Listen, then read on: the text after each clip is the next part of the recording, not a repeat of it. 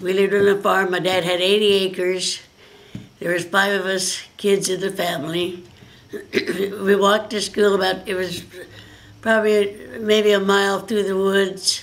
It was a one room schoolhouse. We had a big old furnace that they had in the middle of the room. We had just one teacher from the 1st grade to the 8th grade, and maybe sometimes there would be just 2 kids. I had 2 kids in my class from the 1st grade to the 6th grade, and then there were 6 other families moved in, and we had more kids in that grade. And when we graduated, we just walked back over and got a diploma. We had no graduation at that time. We just got our diploma and walked back home again.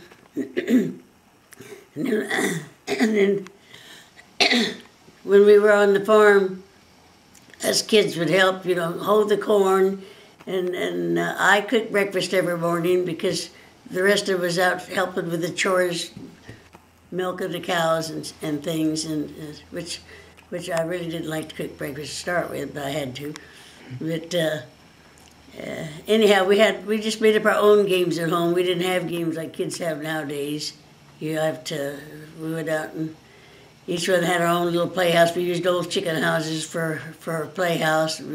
There was 3 of us younger girls, Emma, Lois, and me, that would each one have our own little house, and we had to go and visit each other. But we still had chores to do. We always had to help around the house too, because we had a big house. We had 5 bedrooms in that house, and it was a big brick house on Robinson Road, just about 5 miles out of Hillsboro.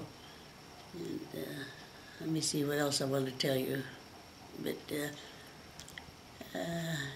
but all the kids, when it would get cold in the wintertime, my dad had a big pond, and when it would freeze over, he went to the Goodwill and he'd buy us all ice skates, and all the neighbor kids would get the same thing, and we'd have a big bonfire down there every night to come, and while the ice lasted, and we'd go down there skating on that pond. We just had a lot of fun with neighborhood kids.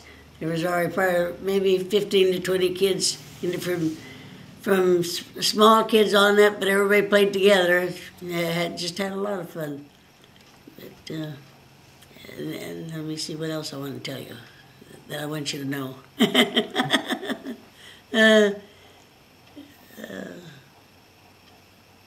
But we had our own big garden too at home. My folks always had probably about at least a half acre, but we raised about watermelons, mushmelons, and all kinds of good vegetables. And then we'd help my mother can, and when something would come along, we'd put up hundreds of quarts of different things to eat in the wintertime. But we had our own beef, our own pork, and our own chickens. So we really didn't have to always buy. And she made bread once in a while, so we didn't always never had to buy milk or bread or nothing like that. So it didn't cost us too much to live. We always thought we wasn't rich, but we wasn't poor either, because we always had plenty of food in the house. My dad would take the slabs of bacon and he'd cure that to have bacon for breakfast. I remember making oatmeal and taters and eggs and bacon. For a big breakfast every morning we had the same thing. And then of course then Mom would fix a meal at noontime, and then we'd have a 5 o'clock dinner at nighttime too. And then they'd go back out and milk the cows again. That was a chore of night and morning for them. And then when I was 18 and a half, Ted just lived all down the road from me, and so we was kind of neighborhood kids to start with. I knew him from the time I was about 10 years old. And when I was 18 and a half, by then we went and got married over in Washington, Stevenson, Washington.